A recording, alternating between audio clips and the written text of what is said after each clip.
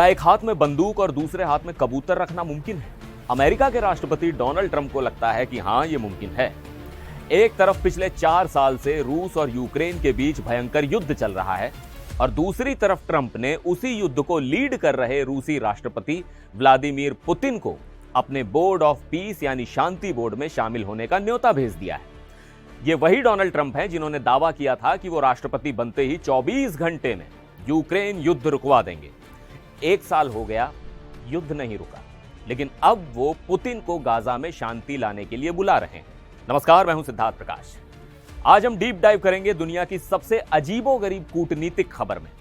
PM Modi के बाद अब व्लादिमीर पुतिन और उनके सहयोगी बेलारूस के राष्ट्रपति अलेक्जेंडर लुकाशेंको को भी इस बोर्ड में न्योता मिला है। लेकिन इस खबर के पीछे 2 बड़े पेच हैं। पहला, यूक्रेन युद्ध का विरोधाभास और दूसरा, इस बोर्ड का विवादित स्ट्रक्चर जो फिलिस्तीनियों को बिल्कुल किनारे कर देता है। सबसे पहले बात टाइमिंग की। सोमवार को क्रेमलिन के प्रवक्ता दिमित्री पेस्कोव ने कंफर्म किया कि पुतिन को न्योता मिला है और वो इसकी बारीकियों को समझ रहे हैं। लेकिन सोचने वाली बात यह है कि जिस वक्त यह न्योता भेजा गया उस वक्त भी यूक्रेन में वॉर ऑफ एट्रिशन यानी थका देने वाली जंग जारी है। शांति समझौते अटके पड़े हैं। हैरानी की बात यह है कि पुतिन ने खुद पिछले साल अक्टूबर में ट्रंप की तारीफ करते हुए कहा था कि अगर ट्रंप मिडिल ईस्ट में शांति ला पाते हैं तो यह एक ऐतिहासिक घटना होगी। लेकिन अब जब बुलावा आया है तो रूस संभल कर कदम रख रहा है और वजह है इजराइल। पिछले 2 सालों में समीकरण बदल गए हैं। रूस जो कभी इजराइल का दोस्त था, अब यूक्रेन युद्ध और पश्चिमी देशों के प्रतिबंधों के चलते ईरान और अरब देशों के करीब हो गया है। पुतिन ने कई बार गाजा के हालात को मानवीय तबाही या ह्यूमैनिटेरियन कैटेस्ट्रॉफी कहा है। ऐसे में इजराइल समर्थक माने जाने वाले ट्रंप के बोर्ड में शामिल होना पुतिन के लिए एक बड़ा कूटनीतिक जुआ हो सकता है। इस लिस्ट में एक और चौंकाने वाला नाम जुड़ा है, बेलारूस के राष्ट्रपति अलेक्जेंडर लुकाशेंको। वो पुतिन के सबसे करीबी सहयोगी माने जाते हैं। यानी ट्रंप की कोशिश है कि अमेरिका विरोधी खेमे को भी इस बोर्ड में खींच लिया जाए। अब आते हैं इस खबर के सबसे गंभीर पहलू पर।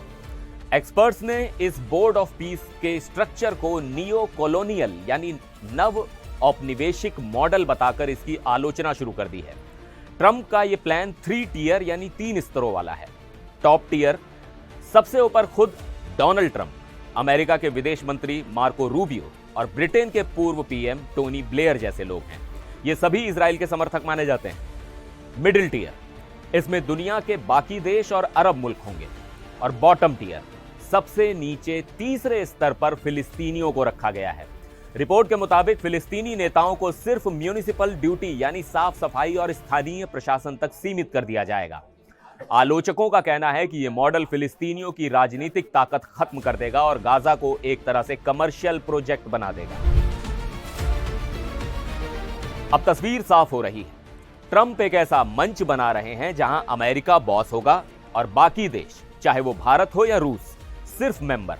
भारत के लिए भी यह फैसला मुश्किल है और रूस के लिए तो और भी ज्यादा, क्योंकि जिस बोर्ड का मकसद ग्लोबल कॉन्फ्लिक्ट सुलझाना है उसमें वो नेता यानी पुतिन कैसे बैठेंगे जो खुद एक बड़े युद्ध का हिस्सा है। क्या पुतिन इस आयरनी के बावजूद ट्रंप का साथ देंगे या फिर वो इस नियो कॉलोनियल स्ट्रक्चर का विरोध करेंगे? वॉशिंगटन से लेकर मॉस्को तक हर किसी की नजर पुतिन के जवाब पर है। फिलहाल के लिए बस इतना ही। आप देखते रहिए एनडीटीवी इंडिया।